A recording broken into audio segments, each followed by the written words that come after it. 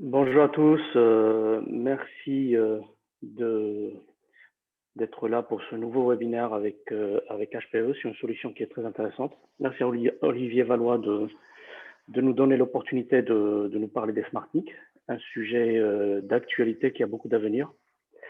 Donc c'est un sujet qui est né après un article qu'on a publié sur MHD Expert, et puis effectivement il y avait une troisième solution qui n'a pas été abordée, qui sont les SmartNIC.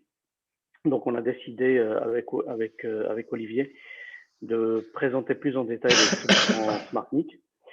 Donc avant de rentrer dans le vif du sujet, un petit mot sur MHD Expert. MHD Expert, donc c'est une plateforme francophone dont le but est de démystifier tous les sujets autour du réseau, que ce soit du LAN, du WAN, du data center. Donc vous pouvez consulter ces articles sur www.mhdexpert.com. Donc pour animer ce webinaire, je suis avec Driss Jabbar, donc qui va poser les questions à Olivier.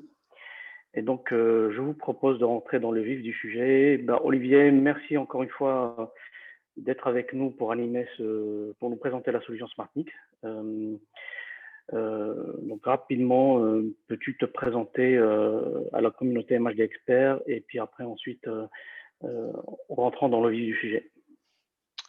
Oui, merci.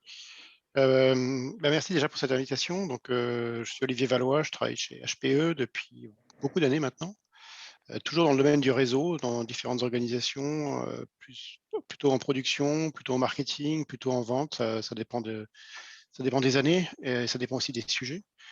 Pendant la prochaine heure, là, j'avais prévu de vous parler en fait effectivement des SmartNIC que l'on nomme chez HPE SmartIO. Qui est effectivement une solution que je pense pertinente par rapport à effectivement cet article que j'avais vu sur notamment, je crois c'était le trafic trombonique dans les data centers par rapport aux appliances et comment faire en sorte de correctement renvoyer le trafic vers les appliances, notamment avec le routage de mémoire. Et donc, effectivement, il y a peut-être une autre solution à investiguer avec les SmartNIC, qui est effectivement un marché tout à fait naissant. Si on regarde la courbe des technologies de Gartner, la fameuse courbe où ça monte, ça descend, puis ensuite on arrive sur un plateau. En fait, on est juste au début de la courbe. Voilà, c'est parmi les premières technologies en fait de la courbe. Il y a effectivement les SmartNIC. Alors ils appellent ça les FAC, Functional Acceleration Card avec le bon accent anglais qui va bien. Voilà, les FAC, ce sont des SmartNIC. Le sujet, donc l'agenda. Si mes slides veulent bien avancer, voilà. Je vais vous parler de Pensando, en fait, qui est la société avec laquelle on travaille sur ce marché des SmartNIC. Donc, il y a un partenariat entre HPE et Pensando. Je vous parle un petit peu des problèmes que l'on rencontre au niveau de l'infrastructure et surtout les problèmes que Pensando adresse ou permet en tout cas d'essayer d'adresser. Après, ça, il faut voir en essayant, en testant, on peut voir effectivement vérifier si oui ou non ça correspond aux promesses de la carte. Je parle un petit peu de l'évolution de la sécurité réseau et ce qu'apporte Pensando par rapport à cette sécurité réseau, comment ça se positionne, comment le marché en fait évolue également. Et ensuite, je parlerai de l'architecture elle-même et je terminerai par une démonstration où en fait, je vous montrerai concrètement un environnement avec des serveurs, des cartes Pensando et puis toutes sortes de fonctions relativement classiques pour les ingénieurs réseau, mais des fonctions qui sont différentes dans la mesure où elles sont non plus réalisées par des switches ou par des firewalls, mais directement par une carte réseau embarquée dans un serveur. Donc, le Pensando, c'est une société créée il y a 3-4 ans par notamment l'équipe MPLS chez Cisco. Donc, c'est Mario, Prem, Lucas et Sony, en fait, qui sont des gens qui sont arrivés chez Cisco via le rachat de Crescendo il y a beaucoup d'années maintenant et qui ensuite ont contribué à développer en particulier les Catalyst 5000, Nexus 9000, la partie Cisco SCI, Cisco UCS et également les Cisco MDS. Donc en gros, beaucoup de produits que l'on retrouve dans beaucoup de data centers aujourd'hui. Voilà, et ils ont quitté effectivement Cisco et ils ont créé Pensando et ils ont recruté entre guillemets John Chambers, qui est également actionnaire de la société comme. Et HPE a pris un partenariat, a pris en fait quelques départs dans la société et a intégré les cartes Pensando dans le portefeuille pour en fait améliorer la sécurité de nos serveurs. Le contexte, c'est un peu du marketing, hein, mais on parle effectivement, il y a énormément de devices qui vont être connectés de plus en plus.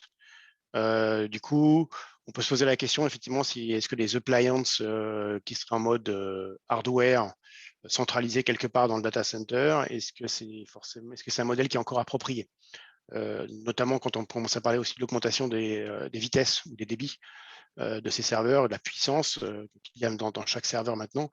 En fait, voilà, on peut se poser la question.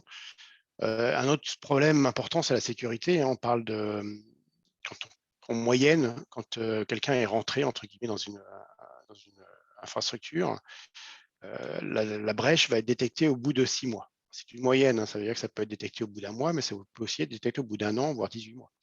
Et donc pendant toute cette période-là, en fait, cette personne va en gros essayer d'améliorer ses privilèges et typiquement d'optimiser son intrusion en volant un maximum de données pour pouvoir ensuite généralement demander une rançon. Et la complexité, en fait, quand on regarde effectivement tous les articles sur MHD Expert, on se rend compte que d'un point de vue marketing, on n'arrête pas de dire qu'on simplifie le réseau, les opérations et on fait d'automatisation. Donc tout devrait être plus simple, mais en fait, année après année, tout est de plus en plus compliqué. Donc il y a une complexité vraiment dans le data center qui est, notamment au niveau du réseau, qui est clairement qui est relativement évident.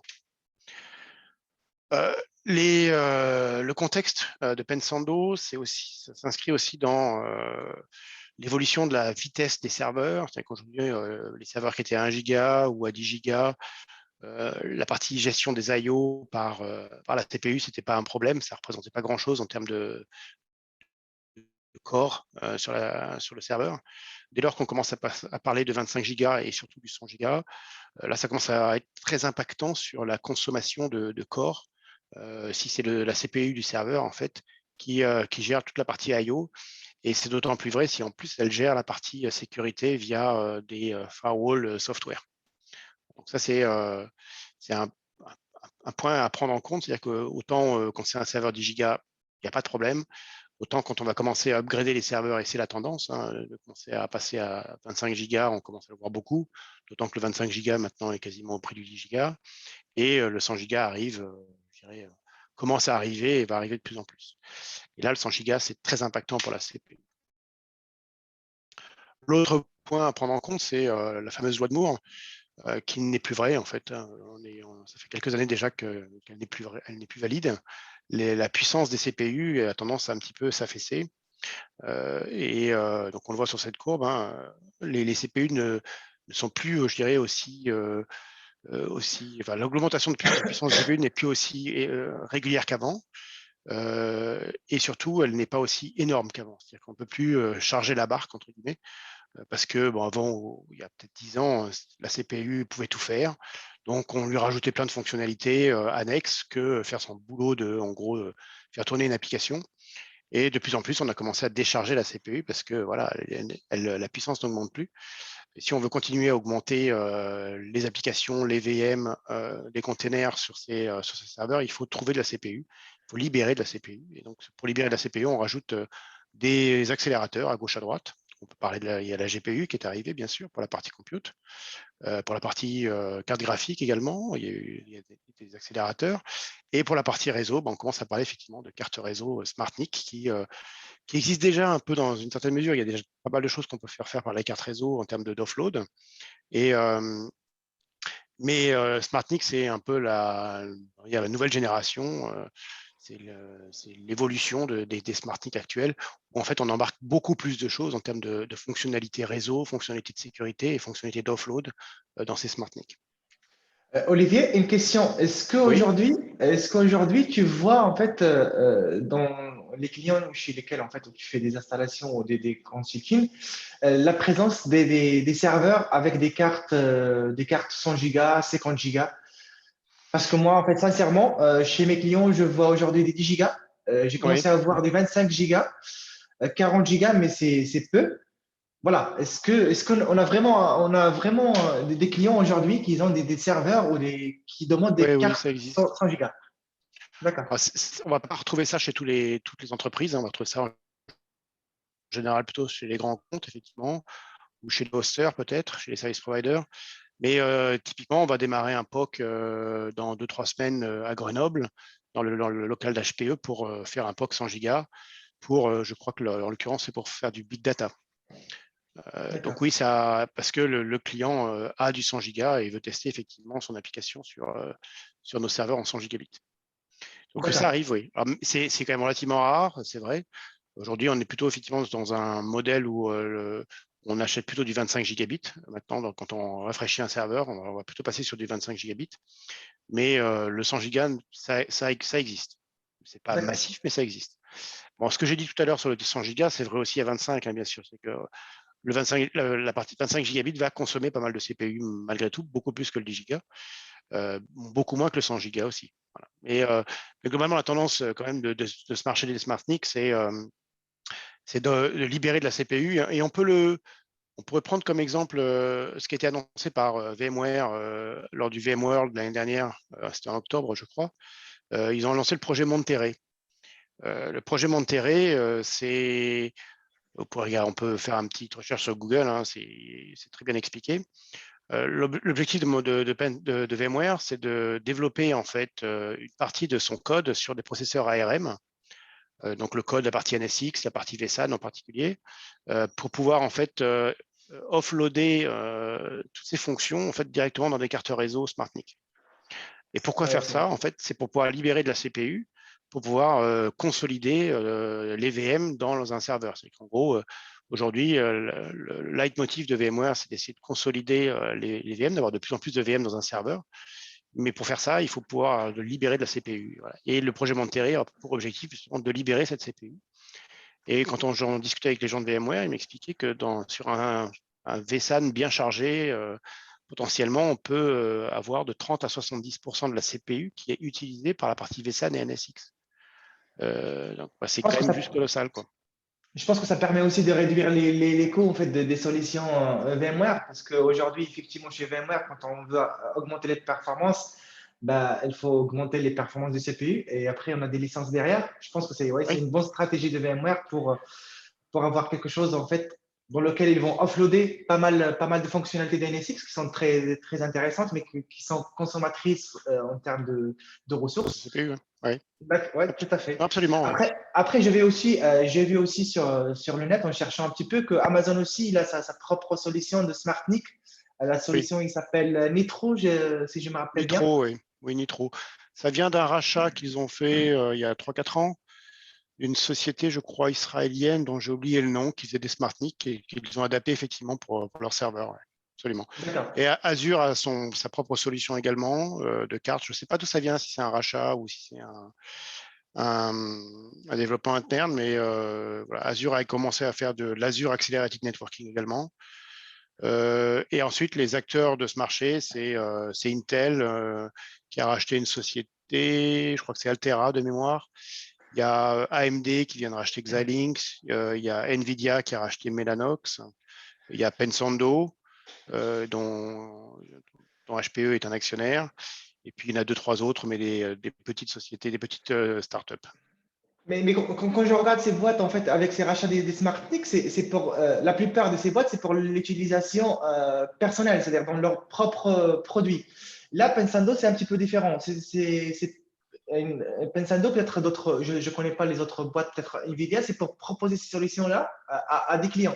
On est bien d'accord. C'est ça, en fait, la Oui, différence. oui, Nvidia, c'est pour vendre effectivement des solutions de type SmartNIC à leurs clients, au même titre qu'ils vendent des cartes réseau NIC classiques, on va dire, ou des SmartNIC ou des NIC, on va dire, plus, qui font beaucoup d'offload. La génération d'après, ce sont des SmartNIC qui font encore plus de choses, donc encore plus d'offload et qui embarquent aussi des fonctions avancées justement de sécurité de réseau.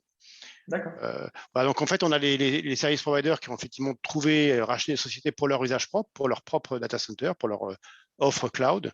Et puis ensuite, il y a des constructeurs classiques, on va dire, du monde de l'IT qui n'ont pas forcément toujours développé les produits en interne et donc qui ont racheté des sociétés. Donc Intel a racheté Altera et AMD a racheté Xilinx et NVIDIA Mellanox. Voilà, donc en gros, c'est pas que pour la partie SmartNIC, mais du coup, ça leur permet effectivement de récupérer une offre SmartNIC dans leur offre. Ça marche. Merci. OK. Donc, je pense que ce slide, en fait, représente une architecture classique dans un data center. On va retrouver des serveurs et des appliances qui sont plus ou moins, je dirais, centralisés quelque part, soit dans la couche d'agrégation, soit au niveau du cœur, soit sur un pod dédié. Mais on retrouve en fait des appliances de type network tapping, de type firewalling, de type load balancer. Voilà. Donc ça, c'est une architecture assez classique. Et on constate également qu'une grosse partie du trafic, en fait, dans le data center, hein, c'était 72%, je crois, il y a à peu près un an ou deux. C'est une statistique fournie par Cisco de mémoire. Et en fait, la tendance ne fait qu'augmenter. Donc, c'est probablement plus que 72% aujourd'hui du trafic dans le data center qui est en fait du trafic est-ouest. Donc, du trafic vraiment qui reste local au data center entre les différents serveurs. Tout ce trafic, en fait, il est généré par des serveurs qui en fait profitent de la miniaturisation des transistors. On parle aujourd'hui de 3 nanomètres. C'est juste incroyable. Je sais que les cartes Pensando aujourd'hui sont je crois que c'est 16 nanomètres. Les cartes 100 gigas, on est à 7 nanomètres. Mais bon, au niveau des CPU des serveurs, ça veut dire aussi qu'on du coup, on peut mettre beaucoup plus de corps dans les serveurs. On se retrouve avec des serveurs petits de type 1 rack unique dans lesquels on va se retrouver avec 128 cœurs. Donc en fait, on a vraiment une capacité à générer du trafic énorme avec ce genre de serveur. Et donc les vitesses qui sortent de ces serveurs sont potentiellement colossales, hein, d'autant qu'on commence effectivement à avoir un maximum de VM dedans, un maximum de containers. Ça génère du trafic horizontal, du trafic est-ouest. Et du coup, au fur et à mesure que la vitesse des ordinateurs augmente, enfin des serveurs augmente, les appliances doivent suivre. Donc tout ce qui est appliance hardware, load balancer, firewall, solution de tapping éventuellement, bon, les switches bien sûr, hein, ils doivent suivre. Et c'est pas toujours évident, c'est aussi horriblement cher d'avoir une appliance de type firewalling qui va être capable d'avoir plusieurs interfaces 100 gigabits pour pouvoir sécuriser le trafic du data center, parce que c'est une appliance qui est relativement centrale et au travers de laquelle l'essentiel du trafic doit passer. Donc, on peut dire un peu quelque part que la sécurité aujourd'hui bride la productivité, c'est-à-dire bride la vitesse. Souvent, en fait, en gros, dans le data center, il faut faire un choix entre la sécurité ou la vitesse. On peut difficilement avoir les deux. Ce qui est un petit peu vrai aussi si on regarde sur la route, hein, quand on a une voiture, si on roule super vite, c'est potentiellement un peu dangereux, mais on va aussi avoir à la fois la vitesse et la sécurité. Dans le data center, c'est un peu la même chose. C'était un peu la même chose. On avait un peu la sécurité justement qui soit on mettait beaucoup de sécurité, et du coup des firewalls centraux et tout passe par là, et du coup on limite la performance du throughput entre les différents serveurs, entre les différents trafics est-ouest. Soit si on privilégie la performance, il faut dire ok, on fait une petite croix sur la sécurité, ce qui aujourd'hui n'est quand même pas la tendance de fond, hein. Vu le nombre d'attaques et l'accélération, voire l'explosion du nombre d'attaques l'année dernière et qui continue cette année, la sécurité devient vraiment un sujet je dirais, très important chez tout le monde, hein. Les petits comptes, les moyens comptes, les grands comptes. Question? J'ai une question par rapport à la carte Pensando. J'imagine qu'il y a un ASIC à l'intérieur, et après, c'est programmable, la carte. C'est-à-dire, par exemple, si je veux avoir plus de performance et de laisser quelques fonctionnalités qui ne m'intéressent pas, par exemple, parce que je n'en ai pas besoin dans le monde de la data, est-ce que je peux le faire? En fait, c'est une carte qui est effectivement, j'aurais peut-être pu mentionner ce point-là. Dans le monde des SmartNIC, il y a essentiellement 3 technologies.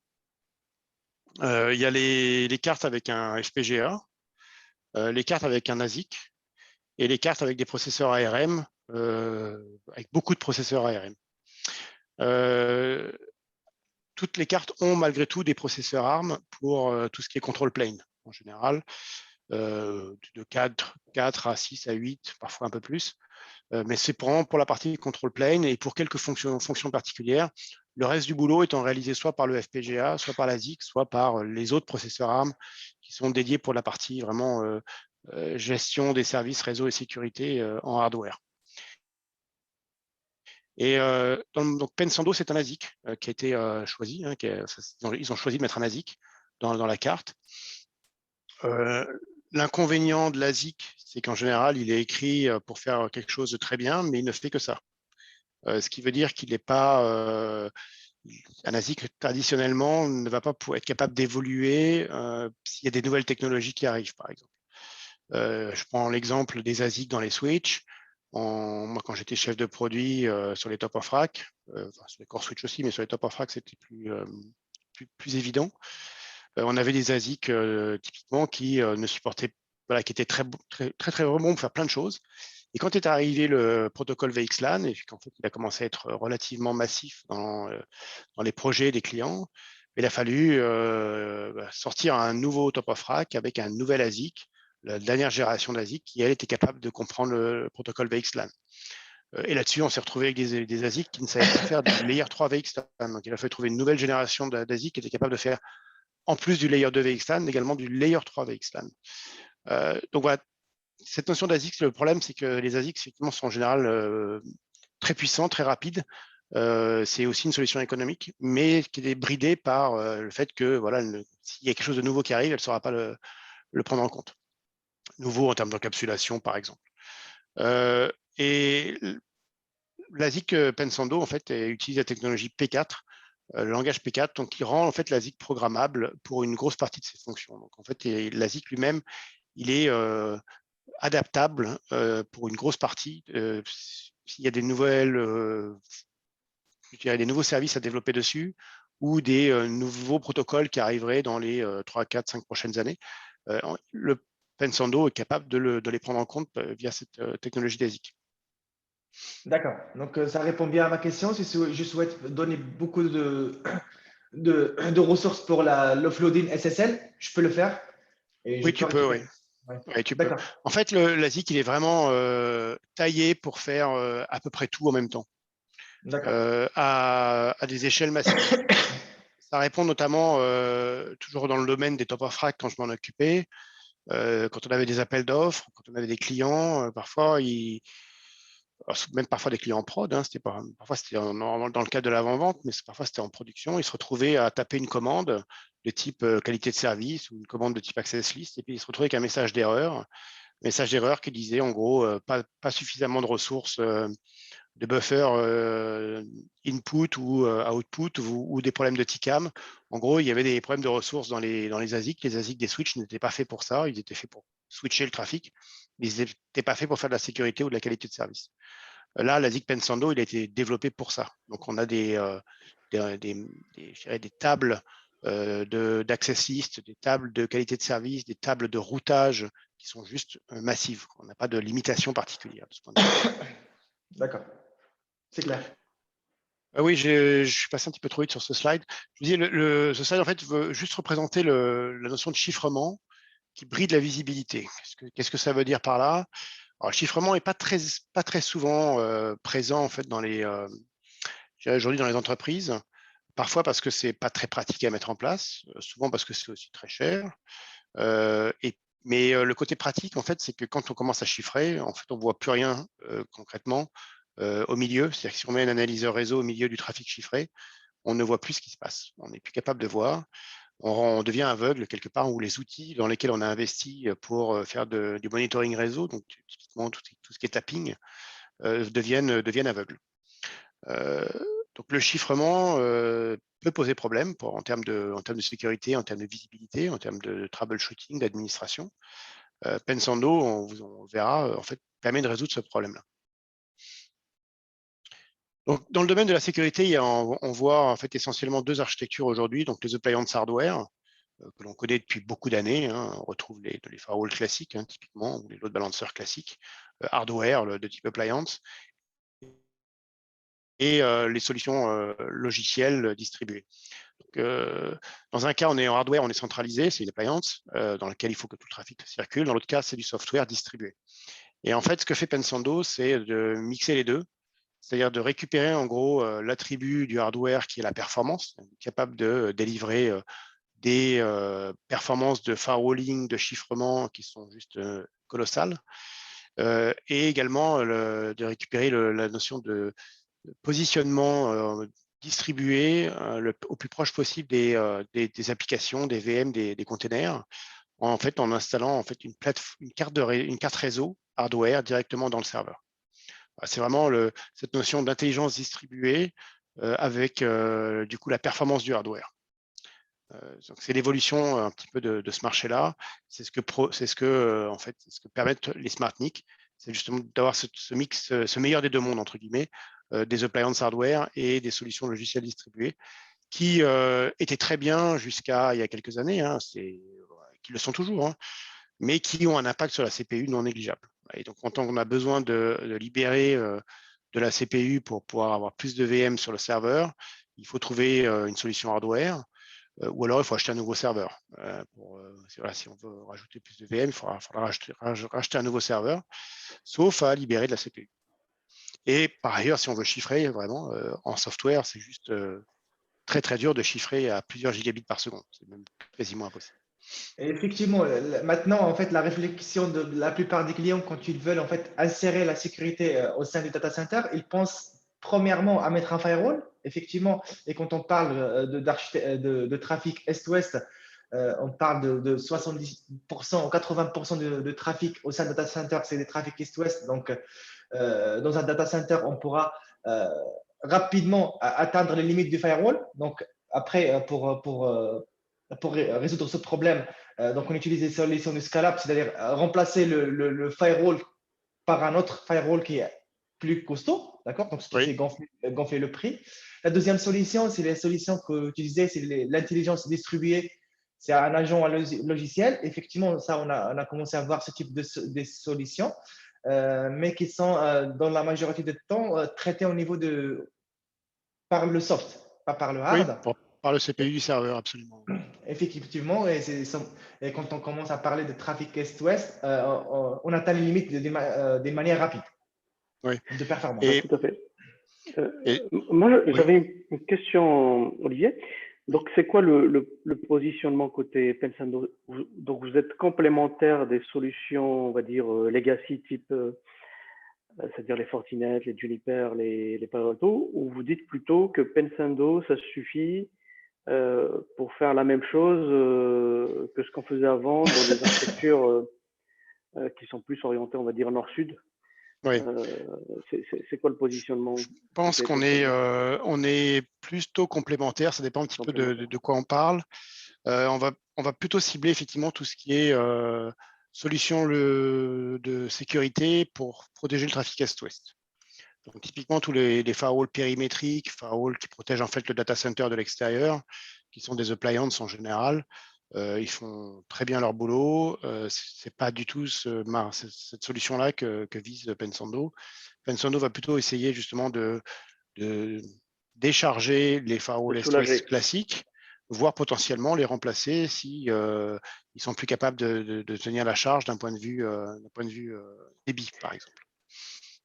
Alors, peut-être que tu vas rentrer plus dans le détail. Tout à l'heure, tu as parlé de filtrage. C'est un filtrage, on va dire, avancé, c'est-à-dire Pour l'instant, stateful, non. plutôt. C'est un filtrage stateful, mais niveau 4.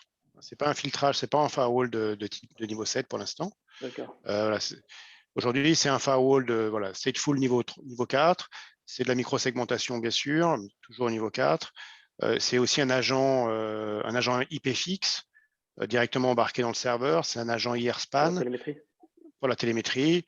C'est la capacité à collecter aussi des statistiques, du coup, sur toutes sortes de statistiques, toutes sortes de compteurs qu'on a l'habitude de récupérer avec des SNMP sur les ports de switch, par exemple. En fait, là, on collecte des statistiques. La carte elle-même collecte des statistiques sur les uplinks qui vont vers les top of rack, mais également les interfaces qui vont vers le bus PCI du serveur. En fait, on récupère une visibilité supplémentaire par rapport à ce qu'on sait faire aujourd'hui sur des switches. Et sur les serveurs, il y a des prérequis pour pouvoir mettre ces cartes-là, ou est-ce que déjà ça marche sur les OS? Est-ce que... Oui, alors j'ai pas de slide sur les OS, effectivement. Ça marche sur Linux, Alors, il y a Red Hat, il y a SUSE qui sont supportés. Il y a également Windows Server 2016-2019. Il y a VMware 6.5, 6.7, 7.0. Et puis, je sais que Nutanix est en train d'arriver. Donc, en gros, voilà, les operating systems. En termes de hardware, il y a certaines plateformes hardware qui ont été effectivement qui sont annoncées comme supportant ces cartes. Chez HPE, en tout cas, ce sont tous les serveurs qu'on appelle les serveurs ProLiant DL de la série 3 et de la série 5, sachant qu'il existe aussi une série, série 3, c'est 300 en fait, 360, 380, etc., qui sont les serveurs que l'on vend le plus chez HPE, et également les serveurs Apollo 4002, 4005. Voilà. Donc, il y a certains serveurs sur lesquels ce n'est pas supporté. Ou alors ça serait supportable, mais on a décidé de ne pas qualifier le produit parce que ces serveurs-là ne sont pas vendus dans des projets où typiquement la carte Pensando pourrait apporter beaucoup de valeur. Voilà un petit peu. Après, je sais que la carte Pensando, quand on regarde les release notes, elle est aussi supportée dans les serveurs Dell et je crois dans les serveurs Cisco. Pour certains modèles. Et en termes de connectique, vous faites de la fibre, du cuivre Aujourd'hui, c'est 2 ports. Alors, il y a 3 ports en fait. Il y a un port RJ45. Je crois que c'est du RJ45. Il y a un port 1 giga pour la partie en fait gestion, en gros out of band, et un port et 2 ports 10-25 gigabits qui supportent également le 1 giga, qui sont des ports SFP28. Mais on peut tout à fait transformer ces ports en cuivre via l'insertion de transceivers 10 gigabastés ou 1 gigabasté. C'est nécessaire. Et bien sûr, le 100 gigas, c'est du 100 gigas que SFP28. Et on supporte toutes sortes de câbles DAC, ou AOC, ou des câbles splitters si on veut splitter du 100 gigas en 4x25. Et voilà. Et Pensando aussi n'est pas, comment dire, exigeant sur les câbles et les transceivers. C'est pas comme parfois on va se retrouver avec des plateformes de switch où on va dire je ne supporte que le transceiver XYZ. En gros, je ne supporte que mon transceiver. Là, c'est pas le cas en fait. Pensando est assez ouvert sur le support des transceivers et des câbles DAC, à condition que voilà, ce soit des transceivers et des câbles qui sont standards en termes de qualité. Ok. Et j'avais aussi une autre question, enfin encore une fois sur la partie réseau. Donc généralement les serveurs ils sont doublement raccordés sur deux top of rack par exemple. Oui. Toute la partie réseau, c'est-à-dire tout ce qui est duplex, tout ce qui est LACP, des choses comme ça va se faire au niveau de la carte, Oui. ou c'est plutôt l'OS qui est sur le serveur qui reste en charge. Non, c'est l'OS qui est toujours en charge. L'OS, en fait, pour lui, il ne voit pas de différence par rapport à des cartes réseau classiques. Okay, voilà. Donc, il voit vraiment il voit une carte réseau et le fait derrière qu'il y a effectivement du filtrage ou de la télémétrie, c'est transparent. Ah bah super, ok. Donc c'est pas intrusif. D'accord. Si je comprends bien, donc on peut pas démarrer en fait le VXLAN à partir de la carte directement. Alors en fait si. En fait, si, mais je vais le couvrir juste après. D'accord. Je vais expliquer. Mais effectivement, c'est un bon point parce que la carte en fait elle-même peut être un VTEP VXLAN, absolument. Mais Pensando a deux codes logiciels, on va dire, différents. Un beaucoup plus orienté sécurité, où il n'y a pas de VXLAN, et un beaucoup plus orienté service provider, hébergeur, où là où il y a plutôt effectivement beaucoup de VXLAN, la partie BGP, la partie VPN.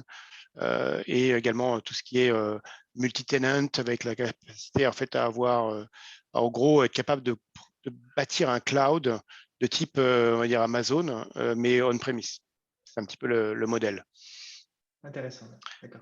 Alors, si je reviens sur juste l'architecture, donc l'architecture classique dans un data center, on a des serveurs avec les cartes réseau, des firewalls périmétriques qui protègent de l'extérieur, qui protègent du data center, de l'Internet, enfin, il y a du WAN en général.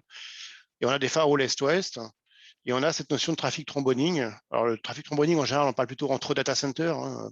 Mais là, on a également, quand on a une appliance qui est quelque part positionnée dans le data center et qui doit sécuriser tout le trafic est-ouest, du coup, on se retrouve à faire du trafic tromboning pour le trafic entre serveurs. Ce que propose de faire Pensando, c'est d'éviter ça, justement, parce qu'en termes de performance, c'est pas top. Ça pose aussi des problèmes potentiellement de congestion, parce que les pare-feu, ils sont limités en termes de débit. Difficile d'acheter un pare-feu qui fait multi 100 gigabits, par exemple, même multi 10 gigabits, c'est pas forcément trivial d'un point de vue prix. Donc, ce que propose de faire Pensando, en fait, c'est de remplacer les cartes réseau classiques. Alors après, de les remplacer ou de rajouter des cartes Pensando et d'utiliser ces cartes Pensando comme les cartes principales et les autres pouvant être servies peut-être pour un réseau out of band, pourquoi pas. Et de créer en fait un périmètre de sécurité qui démarre directement au niveau du bus PCI du serveur. Donc, les cartes réseau deviennent en fait la partie firewall du data center. Ce qui permet du coup d'éviter le trafic tromboning, puisqu'on peut avoir une connectivité directe de serveur à serveur, puisque la partie sécurité, la partie filtrage est faite directement dans la carte. Ça permet aussi de faire de la microsegmentation dès lors qu'on est capable de faire en sorte que le trafic inter-VM, par exemple, circule par la carte via des mécanismes de configuration de vSwitch à l'intérieur des serveurs, des hyperviseurs. C'est la capacité à faire du chiffrement de carte à carte, donc c'est du chiffrement IPsec, et c'est du chiffrement en mode flow. C'est-à-dire qu'en gros, on va spécifier un flow, 2 flows, 10 flows, enfin, on spécifie les flows qui nous intéressent et on va chiffrer ces flows-là. Potentiellement, on pourrait chiffrer tout, comme on pourrait le faire avec du MACsec entre deux switches, par exemple, mais on a la capacité à ne chiffrer que certains flux, par exemple.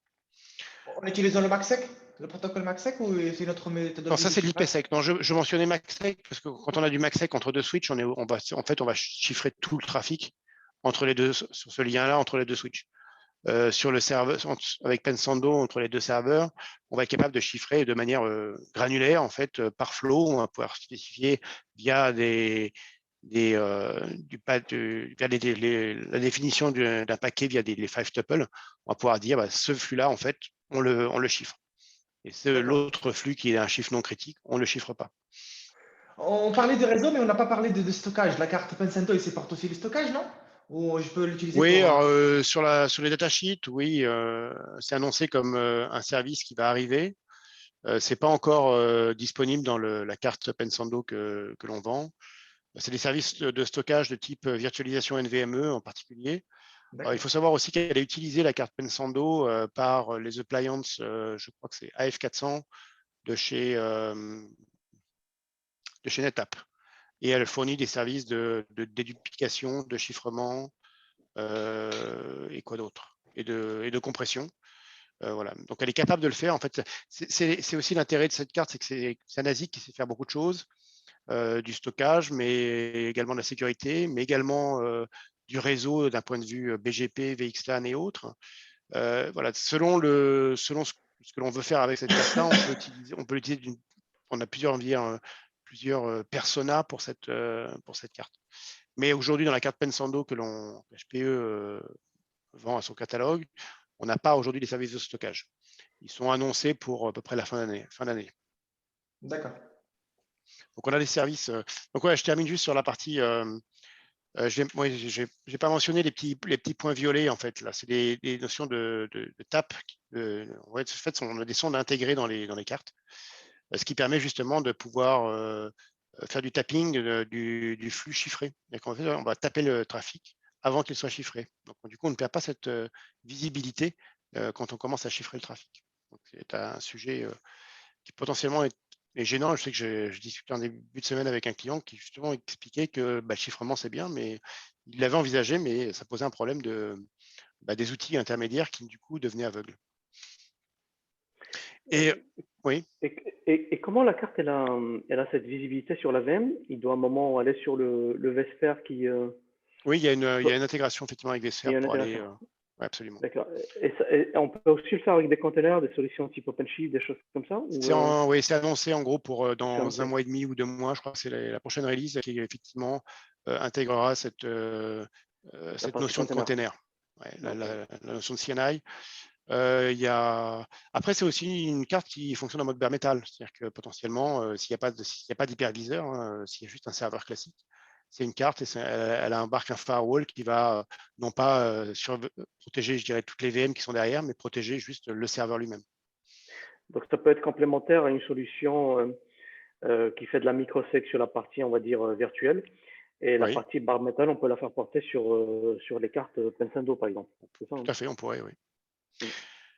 Alors après, c'est aussi l'intérêt de ces cartes-là, c'est que c'est une solution software defined avec une console centrale de management qui s'appelle le PSM, et dans laquelle en fait on va définir les policies et qui va en fait ensuite pousser ces politiques directement dans toutes les cartes en même temps.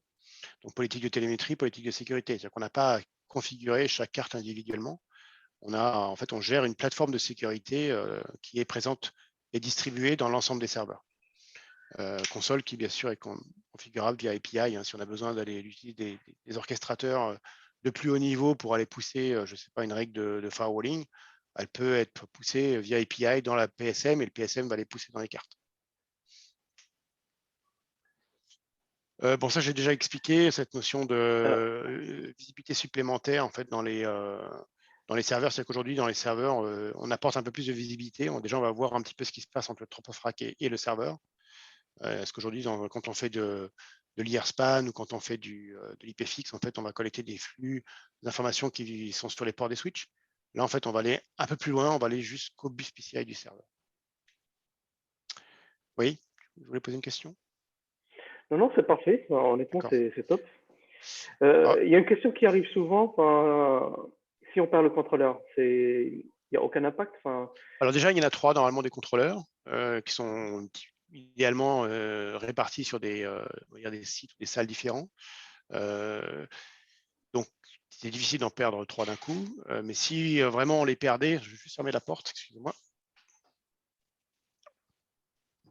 Ouais, si on les perdait, en fait, les cartes continuent de fonctionner, puisqu'en fait, elles sont programmées pour faire.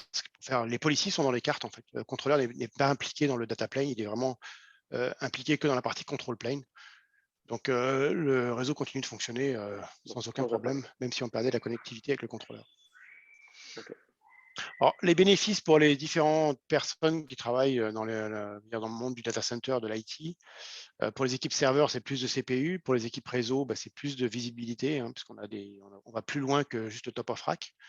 En termes on retrouve les outils classiques pour les équipes réseau. Hein. On retrouve du NetFlow, enfin l'IPFX, on retrouve de l'IRSpan, on retrouve les access lists que l'on a connues, sauf que là, elles sont effectivement stateful.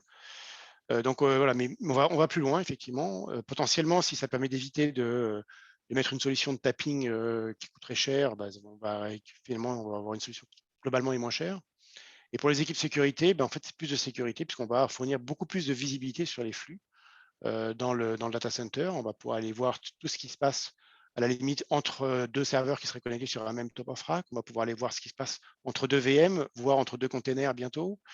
Voilà, donc on a une visibilité beaucoup plus importante et la capacité à aller filtrer le trafic vraiment en gros, jusqu'à la VM. On sait le faire aujourd'hui en soft, là maintenant on sait le faire en hard. Donc on a la capacité à faire des choses qu'on ne savait pas faire avant. Et on peut aussi chiffrer le trafic, ce qui était difficile à faire avant. Maintenant, on sait tout à fait chiffrer le trafic dans le data center.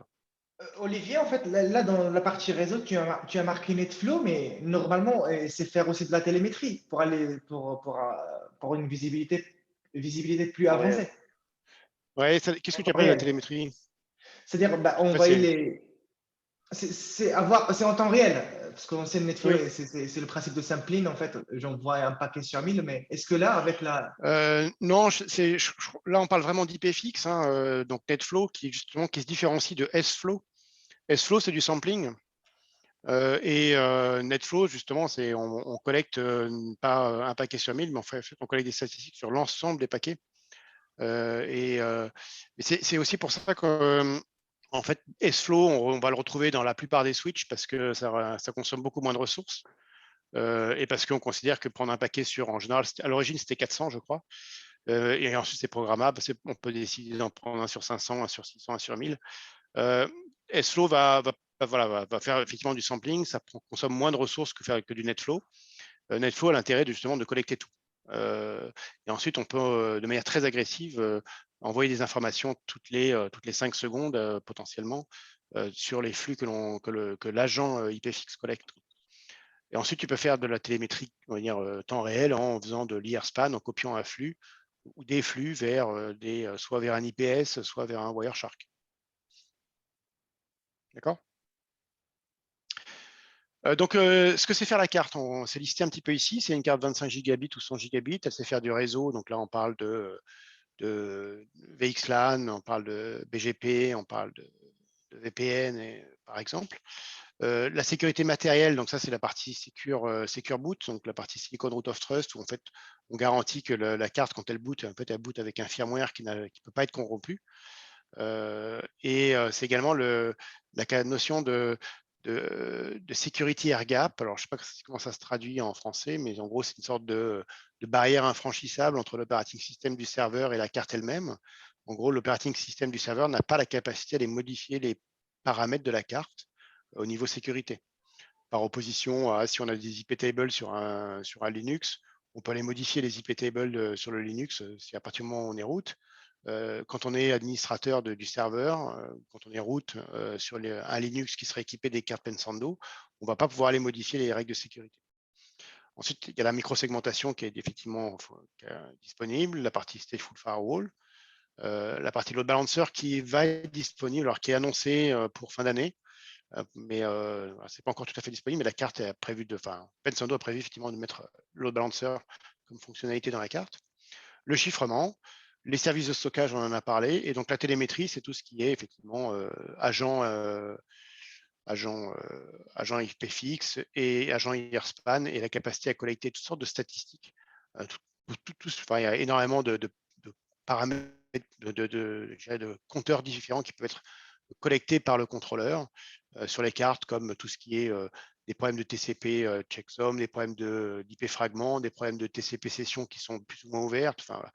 Tous ces éléments-là qui sont disponibles en fait directement dans la carte, parce que la carte elle-même conserve en fait des informations sur tous les flux. Donc, il y a deux licences. Aujourd'hui, HPE vend deux licences. Une licence Enterprise qui intègre télémétrie et chiffrement, et une licence Enterprise Pro qui intègre aussi la partie sécurité, donc la partie firewalling et microsegmentation. Et va arriver effectivement une licence cloud et service provider qui est en fait la solution logicielle de Pensando qui intègre de la sécurité aussi, mais un peu moins avancée que ce que je vous ai décrit là, et surtout qui a vocation à fournir en fait une solution multi-tenant typiquement pour des service providers qui voudraient pouvoir offrir des services à la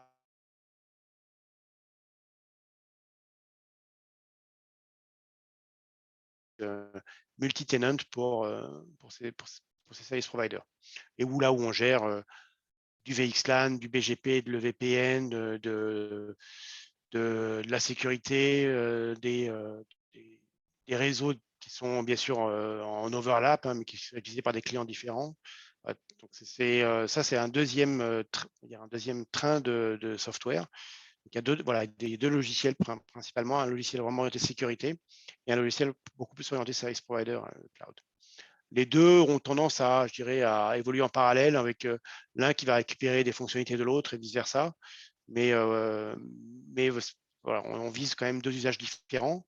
Et notamment, là, il y a des gros clients aux US qui aujourd'hui utilisent plutôt la partie service provider cloud, que sont par exemple Oracle Cloud et Equinix, IBM Cloud également.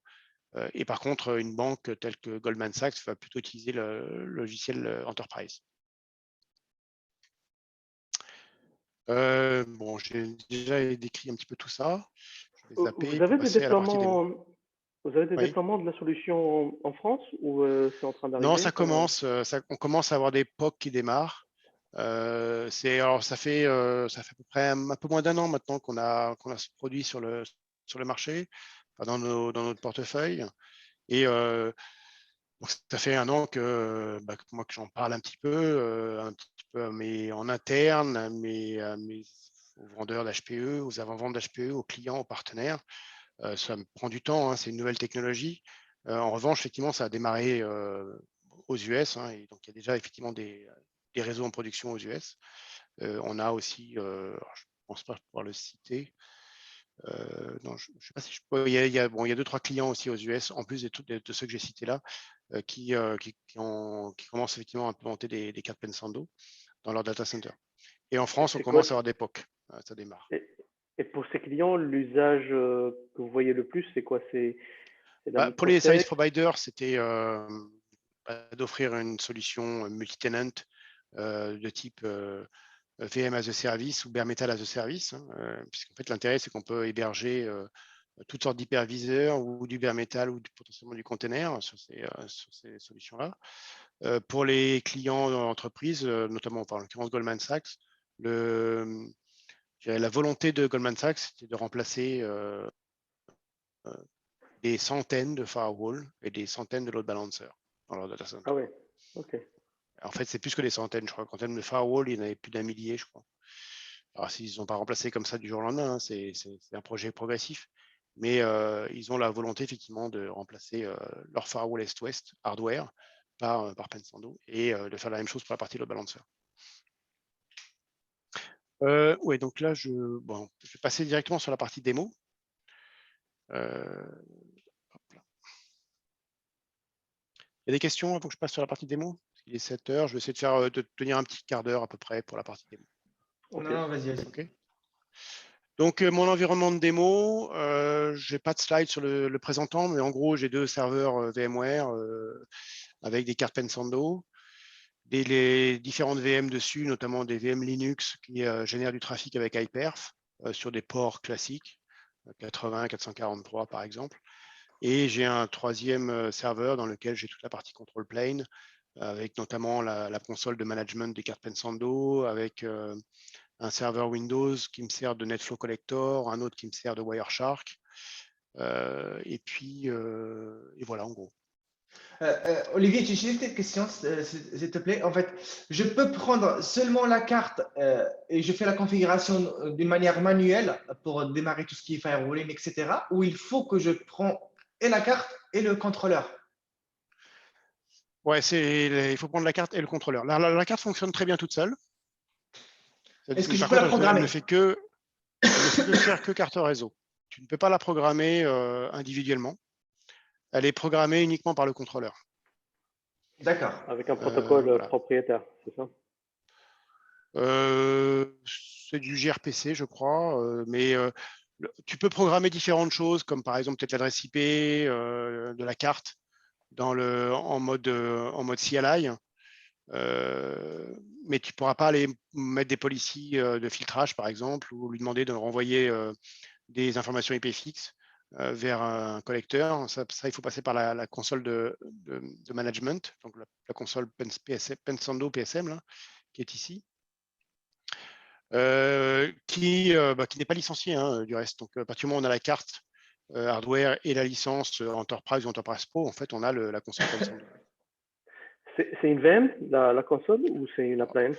C'est soit une appliance, soit une VM. Bon, là, moi, j'ai une VM. Comme c'est une démo, je n'ai qu'une VM, mais normalement, il en faudrait 3, mais je n'en ai mis qu'une. Voilà, c'est une VM assez light. Bon, après, et une console Pensando peut gérer à peu près 1000 cartes aujourd'hui, sachant que ça va être augmenté, cette limitation. Et, ben, bon, voilà, déjà 1000 serveurs équipés de cartes Pensando, c'est quand même déjà beaucoup.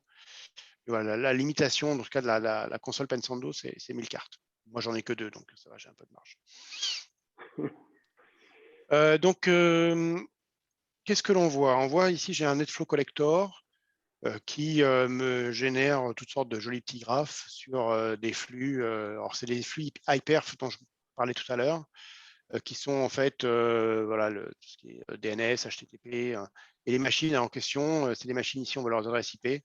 C'est les machines 11, 12, 13, 14, 15, 16, qui sont en fait Linux 1, 2, 3, 4, 5, 6, qui génèrent du trafic. Et donc, j'ai mon NetFlow Collector. Donc, ouais. Le NetFlow, il est embarqué en fait ce qu'on voit là. Est-ce que j'ai besoin d'un logiciel pour lire en fait les informations ou c'est vraiment embarqué dans la carte? Je peux directement taper l'adresse IP de la carte et je vois des Non, graphes. c'est pas embarqué dans la carte. Ça, c'est La carte, c'est ça. il te faut un soft effectivement qui va récupérer les informations IPFX ou NetFlow et qui va les mettre en forme. Voilà, donc là, le NetFlow Collector, c'est NetFlow Analyzer que j'ai récupéré. Après, il y en a plein qui existent sur le marché. Mais lui, voilà, il récupère les datas envoyées par l'agent IPFX. En fait, il faut vraiment voir ça comme quand j'ai un agent NetFlow sur un switch Cisco. En fait, lui, son boulot, c'est juste d'aller envoyer des informations IPFX ou NetFlow vers un collecteur. Là, Il n'y a en pas, fait, l'agent, il n'est pas dans le switch, il est dans la carte. il y a pas moyen en fait d'installer le NetFlow Non, Analyzer en fait à l'intérieur de la carte. Ça serait non, top ça. non, il n'y a pas moyen pour le moment. Au niveau de la carte, non, tu vas voir des informations au niveau du PSM, je te montrerai tout à l'heure. Des informations bon, c'est pas graphique comme ça, mais tu vois, tu as pas mal de statistiques qui sont disponibles directement dans la console de management. Voilà, donc voilà, ça c'est un exemple, c'est ce que mon agent IPFix m'envoie. Je vais générer une petite attaque, un scanner de port. Là, j'ai un petit soft qui va envoyer en gros qui va scanner les ports dans mon range d'adresse IP ici, 111.1 à 111.255, et qui va faire en gros un ping dans le range en question. Et puis quand il y a un IP qui répond, ensuite il va tester tous les ports TCP, UDP entre 1 et 10 000 pour voir en gros ceux qui sont ouverts. Donc déjà là, on voit les points d'interrogation. En gros, c'est les machines qui ont répondu au ping. Voilà, et ensuite, donc, une fois qu'il a adressé toutes les machines du range jusqu'à 255, il va en gros aller tester tous les ports TCP. Voilà, donc ça, c'est en cours. Donc là, on peut aller voir typiquement, je dois avoir une règle dans Pensando. Je vais me loguer dessus. Je vais vous montrer. Peut-être allumer, c'est rien.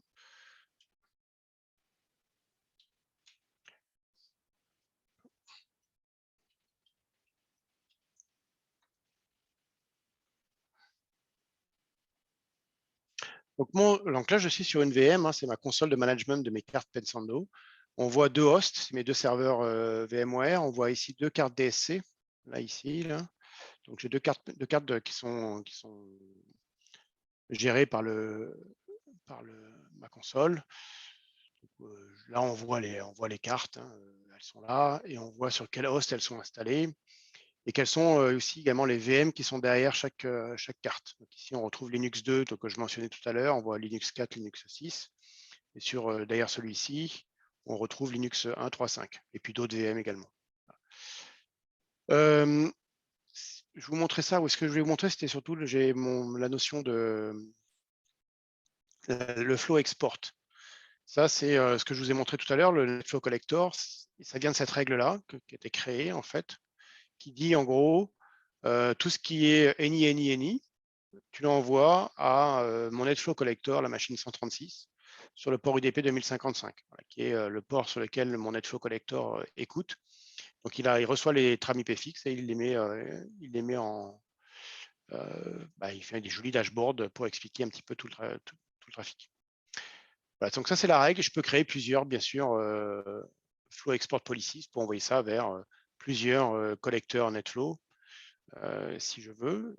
Je peux également créer des sessions de IRSpan. Donc là, j'en ai créé une. Je vais l'ouvrir. Où en gros, je dis tout ce qui vient de la machine 136 ou tout ce qui est destination de la machine 136, c'est en gros la partie que j'utilise pour générer mon scanner de port. Je l'envoie en mode IRSpan vers la machine 135. Donc la machine 135, qu'est-ce qu'il y a dessus? Je vais passer, il faudrait que j'enlève ce truc-là.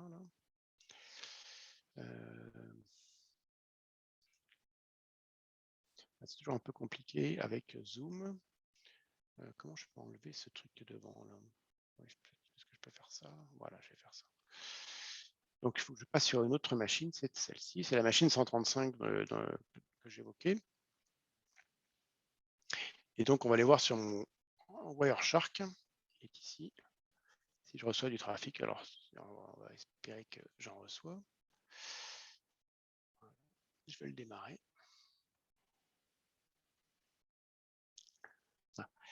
Et donc là, typiquement, ce que l'on voit, je vais l'arrêter tout de suite. Hop. En fait, on voit là, du trafic entre la machine 16 et la machine 136. Ici, entre la machine 11 et la machine 136, sur un port ici 53 998, ici 53 990, 53 991. Voilà. Donc ça, c'est mon scanner de port qui tourne en fait. Voilà. Et là, on voit ici, donc il y a la machine source, 136 en source, et l'autre qui répond. Voilà. Donc en fait, voilà un petit peu et donc ça, c'est mon IRSpan en fait sur ma carte qui m'envoie en fait toutes ces informations-là vers mon collecteur Wireshark. D'accord. Sur le NetFlow Collector, l'inconvénient du NetFlow Collector, sur le dashboard que je montrais tout à l'heure, c'est que mon dashboard, c'est toutes les 30 minutes. Ici, j'ai un 30 minutes report. Donc, j'ai la capacité, alors une fois, l'idée, c'est pas de faire une présentation sur l'outil, cet outil de NetFlow Collector, hein, parce que, après ça, tous les outils sont différents. Mais bon, celui-ci, par exemple, a la capacité, je peux faire un report forensics qui me permet d'aller regarder ce qui s'est passé, par exemple, dans les 3 dernières minutes, ou les 2 dernières minutes. Je vais prendre 0,5 ici. Voilà, 0,5 jusqu'à 0,7. Et on va faire un petit generate report, voir ce qui se passe.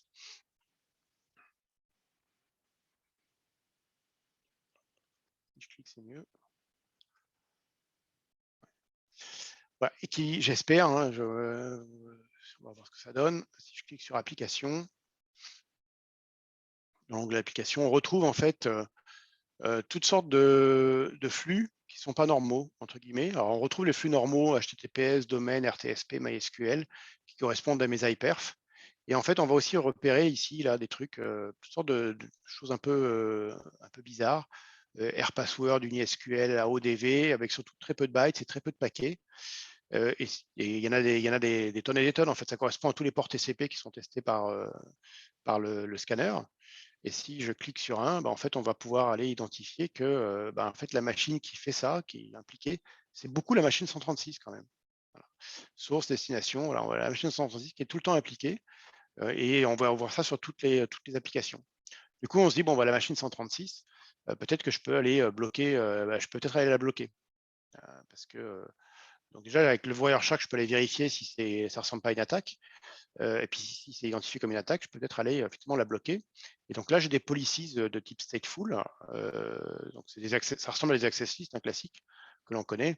Permis TP any, donc c'est ce que j'ai en premier. En deuxième, j'en ai une ici, 10.29.110.136, où je vais bloquer.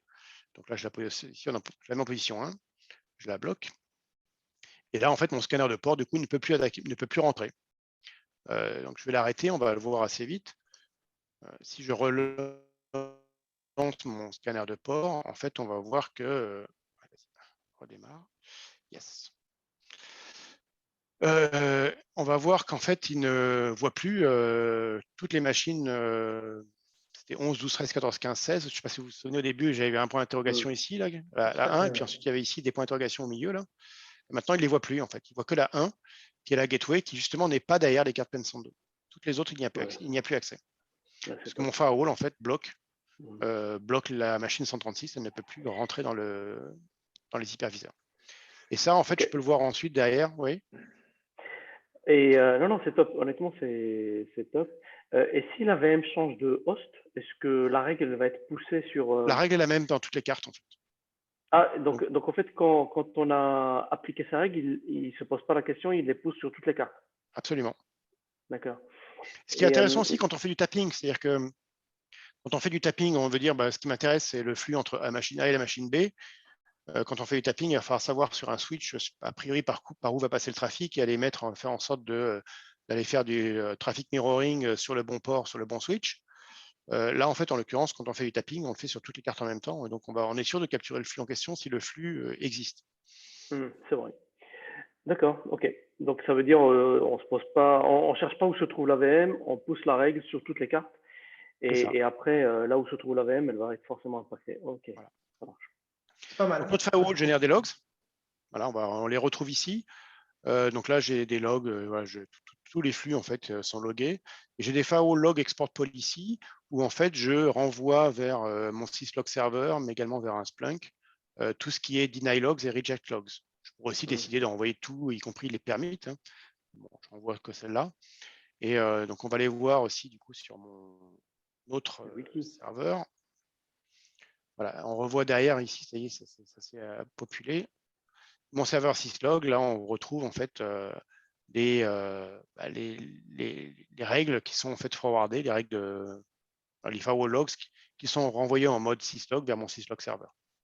Et on retrouve ici destination port 3383, la machine 111.22, la machine 110.136. Voilà, toutes les informations sont là.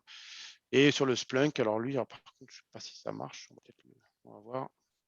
Olivier, On a aussi, oui, c'est les deux machines, en fait, l'attaquant et la machine, en fait, attaquée, ils sont derrière le même hyperviseur. Est-ce que je vais pouvoir appliquer oui, des règles de sécurité? absolument, oui. Oui. D'accord. Alors, oui, Mais, on peut le mais, mais faire. le, Oui. mais le DVS, il va pas bypasser? Alors, comment ça se passe? C'est ça, en fait, Parce que, que.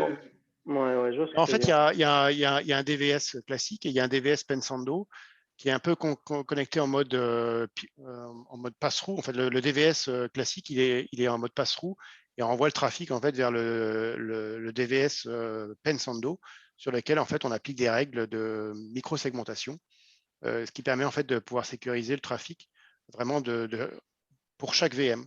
Et donc, du coup, si effectivement une VM, si la VM 136, enfin, si la machine 136 c'était une VM, j'aurais pu, j'aurais pu, si ça avait été une VM, j'aurais pu la bloquer effectivement l'accès de cette VM à l'ensemble des autres VM, y compris les autres VM dans le même port groupe, dans le même hyperviseur, dans le même subnet IP. D'accord. Donc, ça veut dire quoi? Ça veut dire qu'il faut mettre un DVS, il faut rajouter quelque chose au DVS de VMware? C'est ça, enfin, pour pouvoir. Oui, en fait, quand tu installes la carte Pensando et que en fait, le contrôleur Pensando et que tu le connectes à vCenter, en fait, il va automatiquement créer un DV switch Pensando. Ok. Et Seul. ça, Il l'accepte, oui, absolument. Ouais. c'est supporté, enfin. C'est supporté. Alors, la différence, c'est un point important quand même. Il y a 6 mois, on pouvait effectivement, avec Pensando, filtrer, sécuriser, faire de la microsegmentation dans les environnements VMware. Depuis, il y a eu cet accord Monterey, c'est-à-dire que Pensando et VMware ont signé un accord.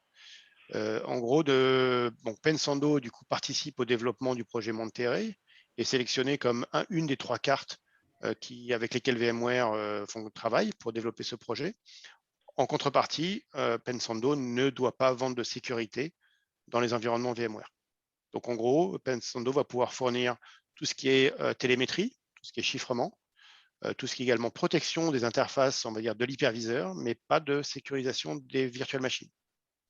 Ça Moi, je veut pourrais dire que traduire ça c'est un petit peu bien. par un accord de non-agression où Ouais. toute la partie sécurisation des VM, c'est les chasses gardées de NSX.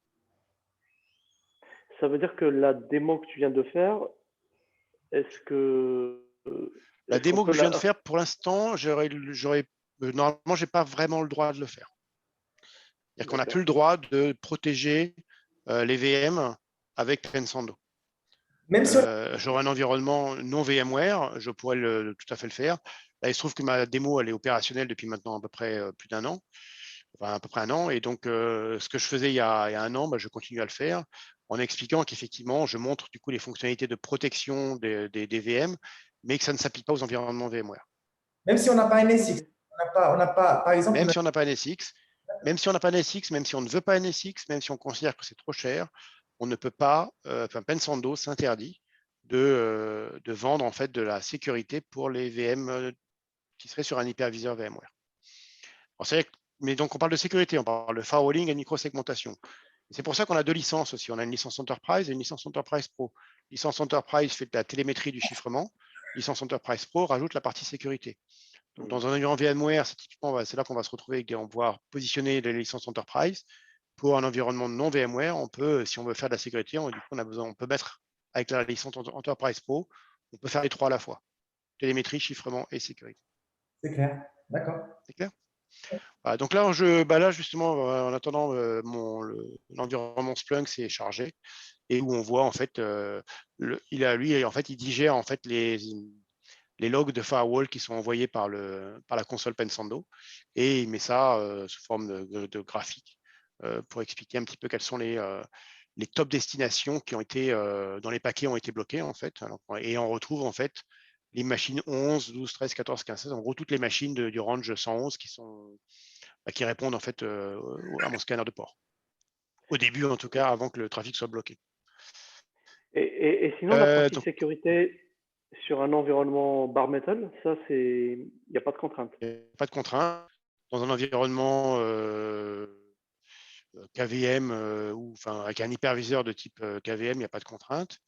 Avec Nutanix, je pense que ça va dépendre. Nutanix, si c'est Nutanix avec du VMware, il y aura la contrainte. Si c'est Nutanix sans VMware, je pense qu'il n'y aura pas de contrainte. Mais pour l'instant, je ne peux pas trop m'avancer parce qu'on n'a pas encore vu j'ai pas vu les release notes encore de comment fonctionne Pensando dans un environnement Nutanix.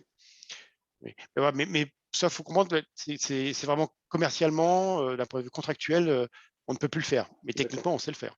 Ce que je vous montre là, je sais le faire, ça fonctionne très bien. Mais voilà, contractuellement, on n'a plus. VMware et Pensando n'ont plus le droit de. Pensando Code n'a plus le droit de faire ça.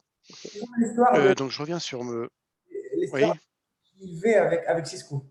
C'est presque la même histoire. En fait, ça, c'est entre. Le 1000V, oui. Oui, c'est presque. Ouais. Oui, sauf que je crois que le 1000V remplaçait le Virtual Switch, le DV Switch. Là, en fait, on ne remplace pas le Virtual Switch VMware. On est vraiment, c'est un Virtual Switch supplémentaire et on est en mode pass-through, en fait. On peut décider d'avoir des VM qui sont sur le DV Switch VMware et d'autres qui sont sur le DV Switch Pensando via le DV Switch VMware. Non, je parlais en fait de cette histoire de se protéger en fait. Ah oui, oui. Oui, Mais- c'est la même chose. Alors, donc là, j'ai à peu près tout montré. J'ai juste pas montré la partie micro-segmentation. Je vais la montrer tout à l'heure. Alors, tu me parlais de est-ce on peut mettre un agent NetFlow dans la carte? Non, on ne le met pas dans la carte, mais on a un outil. J'ai vu la démo de la dernière release. On a des outils supplémentaires très graphiques, très intéressants qui permettent de visualiser le trafic d'une carte DSC à une carte DSC, y compris avec la partie de la collecte en fait d'informations sur la latence et le jitter d'un flow, et donc sur l'évolution de cette latence et du jitter. Mais bon, déjà là, je vous montre juste ce qui est déjà disponible dans la release en question, sachant qu'il y a beaucoup d'autres graphiques que l'on peut sélectionner. Hein. Bon, là, j'ai juste pris, par exemple, j'avais pris des paquets par seconde, des bytes par seconde sur les différentes cartes, des sessions TCP, sessions UDP. Si j'aurais ce truc-là encore. Voilà, donc les sessions TCP. Donc là, typiquement, ce que l'on voit, les gros pics, là, ça correspond en fait au moment où je fais mes scanners de port. Voilà. Et bien sûr, quand je fais un create chart, hein, j'ai beaucoup d'autres choses que je peux grapher si je veux. Si on va, je sais pas, en forwarding drops, on retrouve énormément de paramètres qui peuvent être effectivement graphés. Si on veut rentrer vraiment dans le détail de ce qui se passe dans la carte. D'accord. Okay. Je crois que oui. C'est pas là que je voulais aller, c'était dans. Il faut que je remonte. Bien sûr, oui, on parle souvent d'API. On a la capacité effectivement à programmer tout ça via des API. Donc là, il y a des API samples, hein, mais surtout on a cette fonction d'enable live capture des API, ce qui permet de passer une commande et d'aller vérifier un petit peu ce qui se passe dans la capture. Donc là, on a des exemples de trucs que j'ai fait tout à l'heure où on peut aller voir concrètement ce que je vais passer comme commande et ensuite on peut récupérer du coup cette commande et l'installer dans un Postman ou dans un script quelconque pour aller pouvoir programmer par API des fonctionnalités directement dans les cartes. Dernière chose que je voulais, oui, c'était peut-être au niveau. Non, bah, on va passer cette partie-là. Et Oui, pareil, la par partie. exemple, Oui. sur la partie sécurité, on peut faire, par exemple, je sais qu'il y a un virus qui est sur le port 2022. Oui. Si je mets la règle sur le port 2022, ça va bloquer c'est tout ce qui. applicable. Ça va bloquer en gros tout le trafic. Alors dans un Sur 2022. environnement VMware, que le trafic sur la partie en gros extérieure. En gros, la carte réseau, enfin, en gros, vers l'extérieur du serveur, tout ce qui rentre est à la limite dans le serveur. Sur les environnements non VMware, ça serait sur l'ensemble des VM, on va bloquer le port 2022. Okay. Et sur toutes les cartes en même temps et instantanément. D'ailleurs, je vais peut-être remettre ma règle tout à l'heure. Et sinon, la carte, elle coûte cher. Enfin, il faut la comparer à un Switch ou c'est plutôt. En fait, il faut imaginer qu'une carte 25 gigabits aujourd'hui en prix-list, ça coûte à peu près 750 €. Une carte Pensando avec une licence 1 an, ça va coûter à peu près 2000 € en prix-list. 2000. Donc c'est 1600 le hardware et à peu près 400 la partie software, licence. Pour une licence 1 an, la licence 3 ans, c'est, je n'ai plus les chiffres en tête, mais Et voilà, mais après, c'est du software. Hein, donc, qui dit software dit qu'on peut potentiellement remiser de manière un petit peu plus importante que le hardware. Mais c'est plus cher qu'une carte réseau classique. Mais par contre, il faut voir ce que ça permet de faire par rapport à, effectivement, si ça nous évite d'investir dans une solution de tapping ou si ça nous permet de mettre en place du chiffrement qu'on ne mettait pas avant parce que ça rendait les outils aveugles, ça peut être très intéressant. Il faut vraiment voir un peu l'usage. Si on s'en sert comme une simple carte réseau, c'est dommage. Ça coûte plus cher qu'une carte normale, donc c'est vraiment très dommage. Mais si on en a l'usage, et on voit qu'il y a quand même beaucoup de richesse de fonctionnalités, c'est une solution qui est relativement peu chère, entre guillemets, et surtout si on imagine le chiffrement. Le chiffrement, c'est quelque chose qui coûte horriblement cher. Les appliances de chiffrement, ça coûte une fortune, et ça chiffre sur peu de gigabits par seconde. Là, en fait, on chiffre plusieurs gigabits par seconde en mode flow en plus, voilà, et sans rendre les outils aveugles. Donc, c'est vraiment une solution très, très, très intéressante de ce point de vue-là. Bon, Donc, ce que je voulais vous montrer, juste, oui. Et en ouais, termes de troubleshooting, c'est assez simple. Enfin, si demain j'ai un problème, comment ça se passe? On peut se connecter sur la... Déjà, tu peux aller utiliser, il y a la notion de tech support ici où tu vas récupérer des informations sur les cartes. Et ensuite, tu peux aller en mode CLI sur la carte et taper plein de commandes justement classiques que l'on pourrait imaginer de type. C'est quoi? C'est des commandes Linux ou plutôt c'est des commandes C'est des per, commandes Linux, ouais. Enfin, il y a une interface qui s'appelle Pencattle, c'est-à-dire donc Pensando Control, c'est Pencattle. Alors ça ressemble à Linux, mais c'est des commandes. Tu vas taper Pencattle, show, DSC, interface, machin. Enfin, c'est plein il y a beaucoup de commandes possibles et imaginables pour aller effectivement aller chercher des informations que tu n'as pas forcément dans l'interface graphique. C'est effectivement tout à fait possible. Donc là, oui, on voit que mon Poutine ne fonctionne pas. C'est normal, en fait. C'est normal puisque j'ai une règle de firewall qui bloque justement ma machine 136 qui ne me permet pas de rentrer sur mon Linux. Alors, où est-ce qu'il est je me perds un peu dans mes menus. Il faut que j'aille modifier ma règle.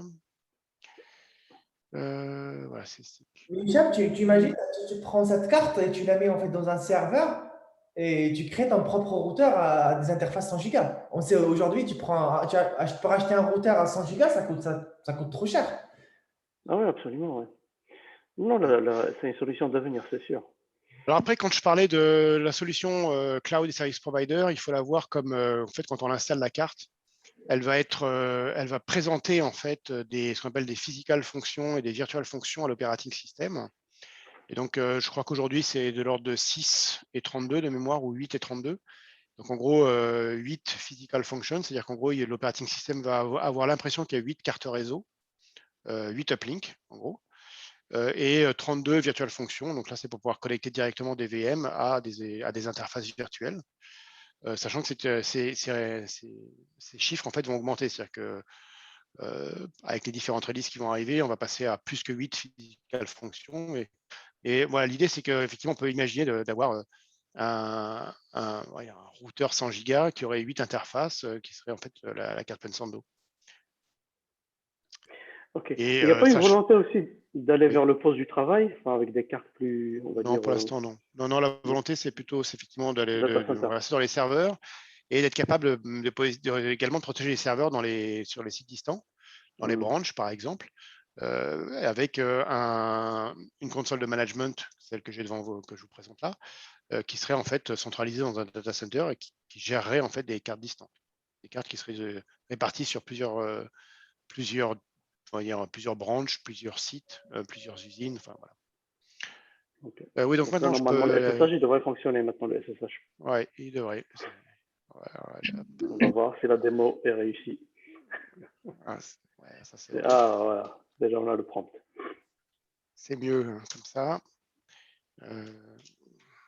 Donc là, on se connecte sur la VM qui posait problème tout à l'heure, c'est ça? Non, ça c'est. Non, on est sur la point 13. C'était l'autre, c'est la 36 qui posait problème, c'est vrai.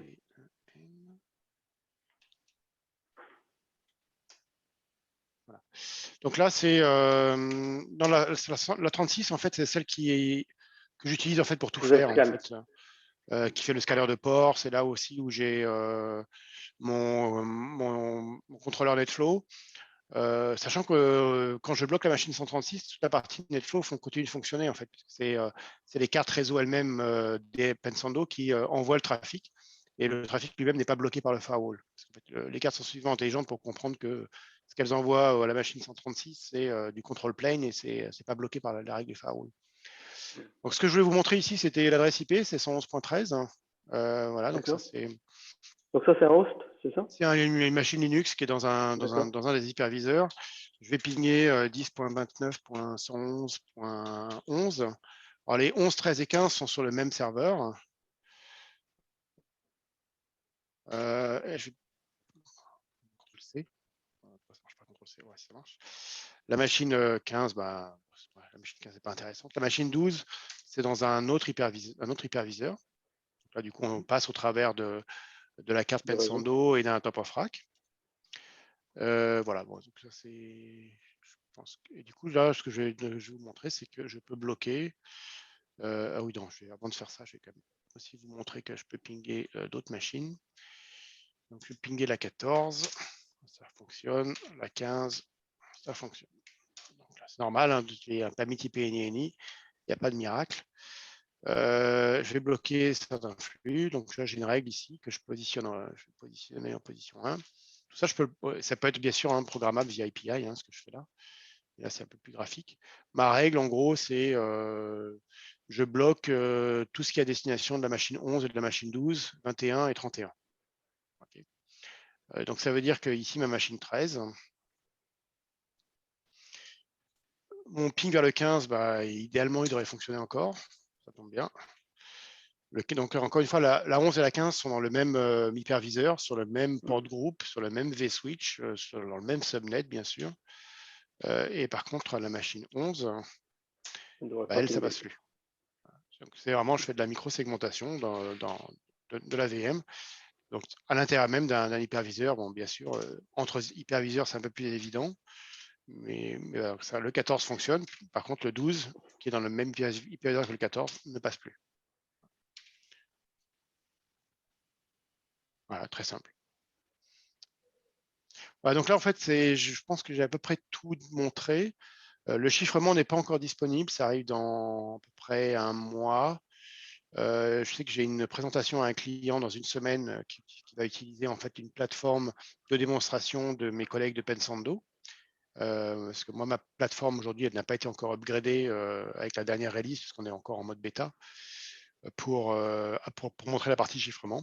Mais je vous ai montré en fait toute la partie donc télémétrie, donc IRSpan, la partie IPFX, la partie statistique avec les différents graphes directement dans la console. Ensuite, la partie blocage de flux, firewall ou micro-segmentation avec génération de logs qui sont logués sur la console de management, mais également qui sont forwardés en mode syslog vers un syslog serveur quelconque ou vers un data lake de type Splunk. Et une fois que je vous ai montré ça, on a à peu près fait tout le tour. Donc en fait, par rapport à ce sur quoi j'avais réagi en fait sur un des articles du blog de MHD Expert, en fait, typiquement là, le firewall, en fait, on n'a plus besoin de mettre en place des règles de routage spécifiques pour envoyer le trafic vers un firewall, parce que le firewall est directement dans le serveur, en fait. Et c'est un firewall hardware distribué sur l'ensemble des serveurs ou sur un groupe de serveurs. Pour la partie chiffrement qui pose des problèmes de visibilité sur les outils, en fait, on peut taper le trafic avant le chiffrement. Est-ce qu'il y avait autre chose? En termes d'access list, on supporte des centaines de milliers d'access list. Donc, on n'est pas comme sur certains top of rack limité à 200, 300, 400 règles. En fait, la ZIC, il a été développé pour ça. Il a des tables de scalabilité juste énormes. Je ne sais pas quel est le terme français pour ça, mais voilà, donc, tous ces problèmes qu'on rencontre traditionnellement en tant qu'ingénieur réseau, Pensando, en tout cas, peut contribuer à résoudre certains de ces problèmes. Non, non, absolument. En fait, on se rend compte que maintenant, il faut, comme tu l'as dit, il faut aller vers des architectures distribuées, c'est-à-dire il faut arrêter de centraliser les choses sur des firewalls, des choses comme ça. Et il faut être aussi au plus proche au final du serveur, et la carte réseau, c'est c'est très proche, donc ça va dans la logique des flux Est-Ouest. Moi, j'ai deux questions. La COS, on peut faire des choses, par exemple, sur ces cartes-là. On peut dire que, par exemple, ce type de flux, je veux le brider, des choses comme ça, du shaping, Non, pour ou l'instant, c'est pas la volonté. pas sur la partie code sécurité, la partie le train logiciel de sécurité de Pensando. Il n'y a pas de qualité de service. D'accord. En revanche, il y en a sur le code service provider et cloud, où effectivement par tenant, tu peux implémenter des règles de qualité de service. Ok. Assez faisable, Et ouais. une deuxième question aussi. Donc, j'imagine qu'il y a d'autres acteurs sur le marché des SmartNIC. Si je te dis, c'est quoi le point fort par rapport à d'autres acteurs? Ouais, alors je pense que le point, une plateforme de sécurité, opposition SmartNIC. C'est-à-dire que dans un cas, tu as une SmartNIC, c'est une carte qui sait faire plein de choses, qui est très puissante, mais que tu dois en gros gérer de manière individuelle, voire pour exploiter ses fonctionnalités, en fait, il faut que tu utilises un SDK. Donc en gros, il faut avoir des ressources de développement capables d'exploiter les fonctionnalités de la carte. Donc c'est très bien pour des entreprises qui ont effectivement des développeurs qui savent faire ça très bien, ou pour des clients entre guillemets dont c'est le travail. Donc si on prend au service provider, dont le métier c'est de faire du télécom, et c'est justement l'intérêt c'est qu'ils ont une sorte de couteau suisse qu'ils vont pouvoir effectivement customiser à l'envie avec une SmartNIC. Ça c'est très bien. Pensando, c'est une plateforme de sécurité avec toutes les fonctions de la carte qui sont déjà exploitables graphiquement via la console que je vous ai présentée et qui du coup est accessible à tout un chacun. C'est-à-dire que ce que je vous ai montré là, aller créer une règle d'IPFix ou aller créer une règle d'IRSpan ou mettre des access lists, c'est vraiment trivial à réaliser en fait. Voilà, et donc c'est une plateforme de sécurité où le contrôleur en fait gère l'ensemble des cartes. On ne va pas avoir à gérer une carte individuellement. On gère toutes les cartes comme un groupe de cartes, comme une plateforme. C'est vraiment ça, je pense, aujourd'hui, le gros différenciateur, sachant que je pense que les SmartNIC qui sont les autres SmartNIC sur le marché vont progressivement aller sûrement évoluer vers ce genre de solution également. Mais pour l'instant, a priori, je pense que Pensando a une certaine longueur d'avance de ce point de vue-là. Et côté Gartner, je ne sais pas s'il y a un Gartner déjà sur les SmartNIC. Aujourd'hui, il existe un Gartner Non, il y a un ou pas article, vraiment? si on fait une recherche sur Gartner FAC, FAC, il y a un article, je crois, écrit en 2020, enfin un petit rapport écrit en 2020, qui explique notamment que c'est une technologie nouvelle, mais que c'est de là en fait que j'avais tiré la statistique comme quoi il y a à peu près un tiers des cartes réseau qui seront des cartes SmartNIC en 2023. Donc ça, c'est la prévision de Gartner. Le tiers, ah ouais. Ils en parlent également dans leur technologie, leur trend hype cycle. Donc, ils parlent de FAC, et on voit c'est ce qui est tout en bas à gauche. En gros, c'est vraiment le début de la courbe, sachant que le dernier rapport la dernière courbe date de juillet 2020. Donc, c'est quasiment presque un an. Donc, on est un petit peu monté, je pense, maintenant dans la courbe, mais on est encore au début. Et donc, Dell'Oro, eux, qui sont plus spécialisés dans le monde du réseau, de la sécurité, estiment qu'il y aura à peu près 25% des cartes, je crois, ou 26% des cartes en 2024. Donc, ils sont un petit peu plus conservateurs que Gartner, mais leurs prévisions se sont accélérées au fur et à mesure du temps en 2020. Quand on fait une recherche sur Dell'Oro SmartNIC, on voit qu'il y a eu plusieurs articles qui ont été écrits par Dell'Oro début 2020, mi-2020 et début 2021, où on voit que en fait, leurs prévisions augmentent sur le nombre de SmartNIC et sur la taille du marché à l'horizon 2023, 2024, 2025. Je vois qu'il y a une question là encore. Ah, merci beaucoup. En fait, une question pour toi, Olivier. C'est quoi aujourd'hui le challenge que tu as pour pouvoir en fait vendre cette solution? Parce que moi, en fait, quand je vois la solution, je suis vraiment séduit et j'aimerais bien Pareil. Ouais. la présenter à mes clients. Sauf que j'ai jamais entendu un client parler de SmartNIC. Il y a plusieurs raisons. Hein. C'est une technologie toute nouvelle, déjà. Je parlais, il y a Pensando sur le marché. Il y en a, on peut citer bien sûr NVIDIA avec la carte Mellanox. C'est la carte NVIDIA Bluefield 2 de mémoire. Il y a peut-être d'autres acteurs sur ce marché-là, mais aujourd'hui, par exemple, une carte SmartNIC non Pensando, pour l'exploiter, il faut quand même, voilà, je parlais d'un SDK, c'est pas trivial. Ça, c'est une première chose. Donc, c'est vraiment un marché naissant. Effectivement, la plupart des clients n'en ont jamais entendu parler. C'est pour ça qu'on est là aussi. C'est pour pouvoir commencer effectivement à évangéliser la notion de SmartNIC. L'autre point, c'est que il y a une petite difficulté, c'est que ça reste une carte réseau dans un serveur. Donc, il y a des problèmes de responsabilité, des problèmes de budget, des problèmes. En fait, là, on parle vraiment de qui va gérer la carte réseau dans le serveur. En général, les cartes réseau sont achetées avec le serveur. Donc, quand on achète un serveur, on va pas vouloir forcément acheter une carte réseau plus chère pour faire quelque chose qui va être en gros réalisé par les équipes qui sont plus dans le domaine du réseau de la sécurité, donc ce ne sont pas les équipes qui ont acheté la carte.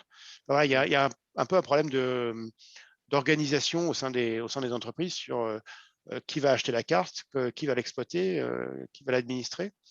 Et puis bon, et globalement, il y a aussi un problème de méconnaissance des clients, des partenaires, des intégrateurs, etc., sur la notion de SmartNIC, parce que c'est encore une fois une solution qui est hyper neuve.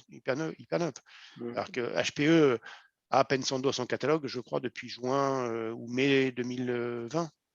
Donc ça fait un peu moins d'un an maintenant. On a signé notre partenariat avec Pensando, c'était en octobre 2019, ou en novembre 2019. Voilà, donc si on regarde un petit peu aujourd'hui les offres de SmartNIC sur le marché, il y en a qui sont vraiment achetables, il y en a très très peu. Aujourd'hui, je pense que la plus grosse difficulté, c'est que ça, c'est qu'on est vraiment au début du marché et il faut évangéliser en gros. Sincèrement, c'est top. Moi, j'adhère en fait au fonctionnement parce que déjà, cette histoire en fait de sécurité en centrale, c'est une solution que je trouve aujourd'hui, elle n'est plus scalable dans le monde d'aujourd'hui. Avec toutes les fonctionnalités qu'il propose cette carte en termes de visibilité, en termes de troubleshooting, en termes de sécurité et en termes de performance réseau, sincèrement, c'est un très bon produit. Oui. Moi, ce que j'aime bien, c'est que c'est une solution qui est vraiment. Ce que j'ai présenté là, il n'y avait rien de nouveau. Tous les ingénieurs réseau ont tous déjà vu de la collecte IPFX, du Wireshark, des access lists, du syslog. Tout ça sont des outils que l'on connaît, que l'on maîtrise bien. Mais là, en fait, le positionnement, l'endroit où tous ces agents en fait sont implémentés, c'est un endroit différent. Et ce qui permet effectivement d'avoir cette approche scalable et qui permet aussi d'avoir des informations supplémentaires. C'est-à-dire que tout ce qui est typiquement entre le top of rack et le serveur que l'on ne voit pas aujourd'hui, bah là on le voit. Tout ce qui se passe au niveau entre le bus PCI et la carte réseau la carte réseau, on le voit également. On a vraiment beaucoup plus d'informations et on a aussi un outil qui est capable de loguer tout. On a la capacité hardware à loguer 100% des flux qui transitent par la carte, ce qui n'est pas le cas typiquement avec aujourd'hui des switches classiques. Tout à fait. Tout à fait. Hicham, si tu n'as pas de questions, et Olivier, si tu n'as pas d'autres informations, déjà. Non, moi merci. Bah, j'ai à peu près j'ai terminé ma démo. Voilà, donc je vous remercie déjà de m'avoir invité. Je vous remercie pour d'avoir assisté, d'avoir posé des questions. Et si vous voulez me contacter, c'est assez simple. Donc, déjà, vous pouvez me retrouver sur, je pense qu'il y aura mes coordonnées sur MHD Expert. Vous pouvez me retrouver sur LinkedIn. Et sinon, c'est olivier.valois@hpe.com, Valois avec 2 L. Je suis à votre disposition pour présenter la solution sécurité, la solution cloud, bien sûr aussi. Bon, sachant que je n'ai pas de démo de la solution cloud aujourd'hui sur ma plateforme, mais je peux trouver quelqu'un qui l'a. Et pour faire une démo à tout moment. Voilà. Super. Honnêtement, moi, ça m'a bluffé la carte. C'est vrai qu'au final, ce que tu as déroulé dans la démo, c'est des choses habituelles qu'on fait dans les activités réseau ou sécurité de tous les jours. Et moi, ce que j'adore, c'est plutôt le côté simplicité qu'elle apporte la carte. Et crois-moi, ça résout beaucoup de problématiques qu'ont beaucoup d'entreprises à gérer cette micro-segmentation. Enfin, je trouve que c'est une solution qui a beaucoup d'avenir et je pense qu'on va en entendre beaucoup parler dans les années à venir. En tout cas, merci beaucoup Olivier. Honnêtement, je vais bien dormir aujourd'hui parce que honnêtement, ça m'a séduit cette carte. Et puis ta façon d'expliquer les tops, c'est voilà, enfin, c'est assez simple. Encore une fois, au nom de MHD, on te remercie vraiment du temps que tu as passé avec nous. Et puis voilà, enfin, si jamais on a des questions de la communauté, ben, on te les soumettra Ok. pour pouvoir apporter ton expertise et ta connaissance sur cette technologie promettante. Oui, merci beaucoup. Et puis à votre disposition. Merci. Et, désolé, j'ai un peu débordé hein, parce qu'il est Non, 7h45. c'est parfait. Mais On n'a pas vu le temps passer, ça veut dire que c'est top. tant mieux. Merci Ok, beaucoup. Merci. merci. Allez, bonne Merci soirée à à vous. tous. Bonne soirée.